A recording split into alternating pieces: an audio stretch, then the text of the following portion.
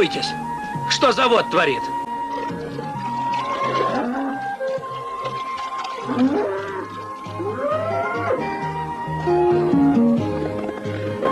Безобразие.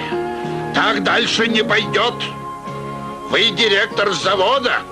Что хотите, делайте, но коровы должны быть белыми.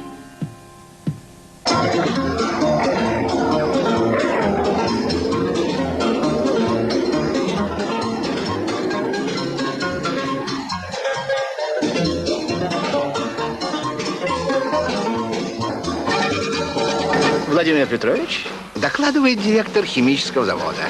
Все в порядке. Меры приняты.